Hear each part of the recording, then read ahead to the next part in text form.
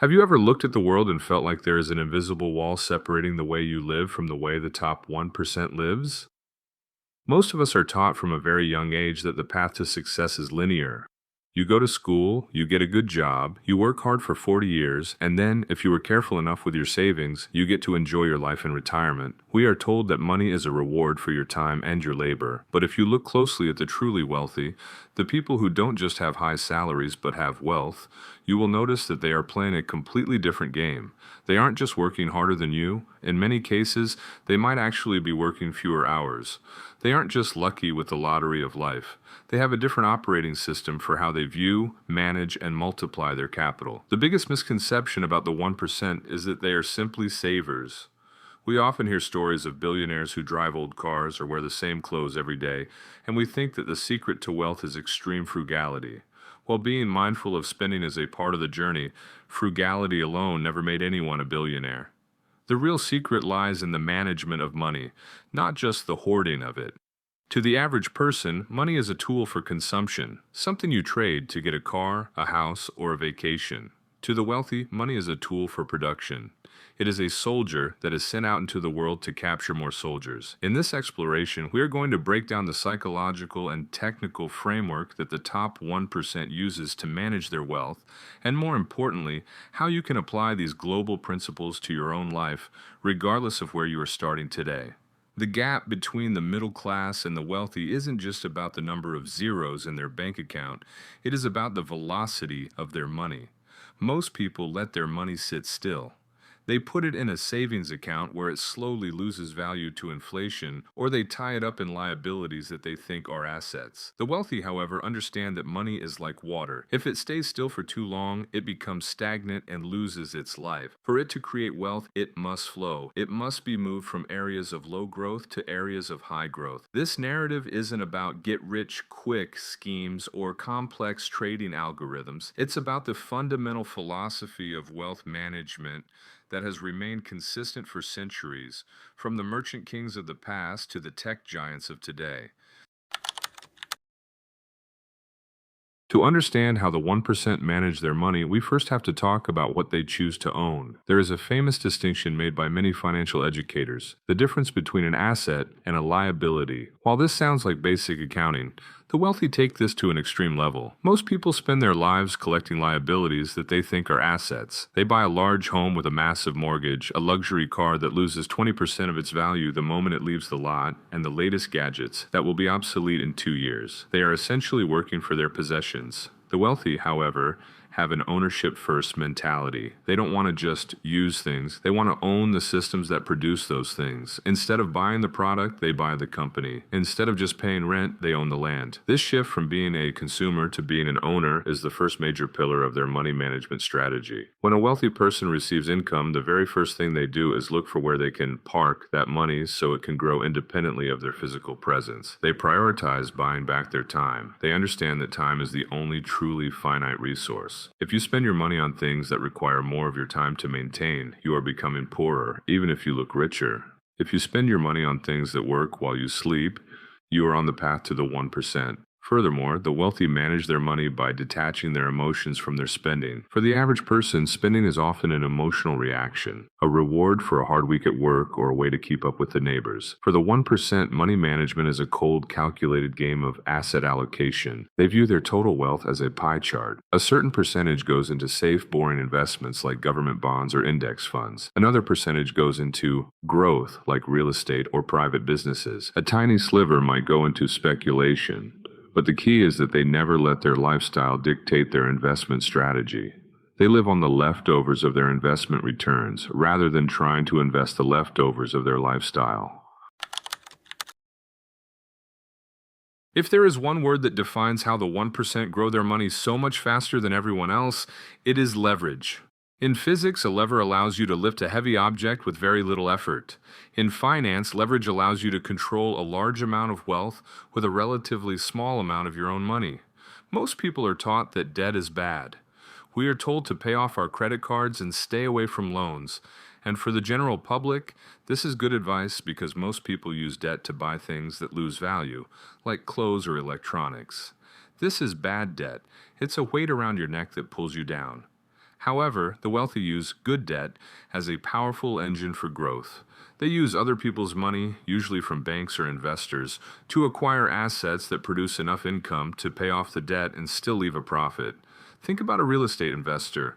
They don't wait until they have $500,000 in cash to buy a building. They use $100,000 of their own money and borrow $400,000 from the bank. Now, they control a $500,000 asset. If that asset grows in value by 10%, they haven't just made 10% on their money, they've made 50% on their initial $100,000 investment. This is how wealth is manufactured. The 1% manage their money by managing their debt to equity ratio, ensuring they are always using leverage safely to amplify their results. But leverage isn't just about money. The wealthy also leverage systems and people. Instead of doing everything themselves, they hire experts who are smarter than them to manage specific parts of their wealth. They have tax strategists, lawyers, and investment advisors. While the middle class tries to save money by doing it themselves, the wealthy spend money to buy time and expertise. They understand that paying a great accountant $5,000 to save them $50,000 in taxes is not a cost. It's an investment with a 1,000% return. By leveraging the brains and time of others, they are able to scale their wealth management far beyond what any single human could do alone. As your wealth grows, managing it becomes less about how much can I make and more about how much can I keep. This is where the 1% really separate themselves from the 10%. They are obsessed with protection. There are three main predators that can destroy wealth: taxes, inflation, and lawsuits. The wealthy manage their money by building a legal and financial fortress around it. They don't hold assets in their own name, they hold them in trusts, corporations, or foundations. This isn't just about privacy, it's about structural security. If everything you own is in your personal name, one bad accident or one lawsuit could wipe out everything you've worked for. By using legal structures, the wealthy ensure that even if they face a personal crisis, their wealth remains protected. The second part of protection is tax efficiency. In many parts of the world, the highest tax form of income is earned income, the money you get from a salary. If you work for a living, you might pay 30% or 40% in taxes. However, passive income or capital gains, the money earned from investments, is often taxed at a much lower rate. The 1% manage their money by shifting their income from high tax categories to low tax categories. They don't avoid taxes illegally. They use the rules written by the government to encourage investment. Governments want people to build housing, so they give tax breaks to real estate owners. Governments want people to create jobs, so they give tax breaks to business owners. The wealthy simply align their money management with what the government wants to see happen in the economy. Finally, they protect against inflation. Most people think a dollar is a dollar, but the 1% know that a dollar today is worth less than it was yesterday. They manage their money by staying away from cash as a long-term strategy. While they keep enough cash for emergencies and opportunities, the bulk of their wealth is kept in hard assets that tend to rise in value as the currency loses value. Gold, real estate, and shares in great companies act as a shield. While the general public sees their savings lose purchasing power every year, the wealthy see their asset values rise in tandem with inflation, effectively keeping them ahead of the curve. One of the most striking differences in how the top 1% manage money is the time horizon.